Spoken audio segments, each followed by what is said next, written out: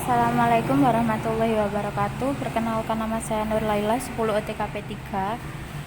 Tujuan saya di presentasi kali ini adalah memberikan wawasan pada kalian tentang metode belajar peta pikiran atau mind mapping yang sangat berguna dalam mengeksplorasi ide dan gagasan secara teratur, terutama dalam menulis atau membuat karangan. Apa itu peta pikiran? Peta pikiran atau mind mapping adalah suatu metode untuk memaksimalkan potensi pikiran manusia dengan menggunakan otak kanan dan kiri secara simultan. Metode ini diperkenalkan oleh Tony Buzan pada tahun 1974. Tony Buzan menawarkan cara pembelajaran menggunakan gambar, simbol, dan warna yang dipercaya sangat disukai anak-anak di seluruh dunia. Setiap gambar, simbol, warna, huruf, dan kata-kata saling berkaitan sebagai penjelasan mengenai suatu hal. Mengapa peta pikiran? Sebenarnya, anak-anak dapat menuangkan pikiran dengan caranya masing-masing. Proses menuangkan pikiran menjadi tidak beraturan atau malah tersendat ketika anak-anak terjebak dalam model menuangkan pikiran yang kurang efektif sehingga kreativitas tidak muncul. Jadi, peta pikiran diperlukan karena banyak anak mengalami kesulitan ketika berusaha mengingat kembali apa yang sudah didapatkan, dipelajari, direkam, dicatat, atau yang dahulu pernah diingat. Beberapa anak mengalami kesulitan berkonsentrasi atau ketika mengerjakan tugas.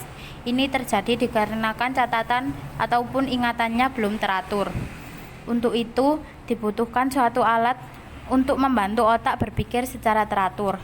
Saat otak menerima suatu informasi, ia akan berusaha menghubungkannya dengan informasi lain yang sudah ada sebelumnya. Setiap hubungan ini akan menciptakan koneksi baru di dalam otak. Itulah sebabnya kita lebih mudah mempelajari ilmu di bidang yang akrab bagi kita daripada di bidang yang asing bagi kita. Otak dapat lebih mudah dan lebih cepat menciptakan koneksi untuk ilmu yang sudah akrab bagi kita. Apa saja manfaat peta pikiran? Peta pikiran memberikan banyak manfaat, misalnya membebaskan imajinasi dalam menggali ide-ide sehingga menjadi lebih kreatif, lebih mudah mengingat fakta dan angka, membantu berkonsentrasi dan menghemat waktu. Cara termudah untuk menempatkan informasi ke dalam otak dan mengambil informasi keluar dari otak yang merupakan cara mencatat yang kreatif dan efektif, membantu otak berpikir secara teratur. Proses belajar akan terasa lebih mudah. Bagaimana caranya menggunakan peta pikiran dalam menulis? Untuk membuat peta pikiran diperlukan beberapa hal, yaitu kertas kosong, tak bergaris, pena atau spidol berwarna, otak, dan imajinasi. Hal-hal yang perlu diingat dalam membuat peta pikiran adalah: mulailah dengan bagian tengah kertas kosong yang sisi panjangnya diletakkan mendatar. Gunakan gambar atau foto untuk ide sentral karena gambar melambangkan topik utama. Gunakan warna karena bagi otak, warna sama menariknya dengan gambar sehingga peta pikiran lebih hidup. Hubungkan cabang-cabang utama ke gambar pusat dan hubungkan cabang-cabang tingkat 2 dan 3 ke tingkat 1 dan 2 dan seterusnya. Buatlah garis hubung yang melengkung. Gunakan satu kata kunci untuk setiap cabang atau garis. Gunakan gambar karena setiap gambar bermakna 1000 kata. Langkah-langkah menerapkan metode peta pikiran dalam menulis. Pastikan tema utama terletak di tengah-tengah, contohnya benda. Dari tema utama akan muncul tema-tema turunan yang masih berkaitan dengan tema utama. Dari tema utama yaitu benda, maka tema-tema turunan dapat terdiri dari padat, cair, gas, dan lain-lain. Cari hubungan antara setiap tema dan tandai dengan garis, warna, atau simbol. Dari setiap tema turunan pertama akan muncul lagi tema turunan kedua, ketiga, dan seterusnya. Maka langkah berikutnya adalah mencari hubungan yang ada antara setiap tema turunan.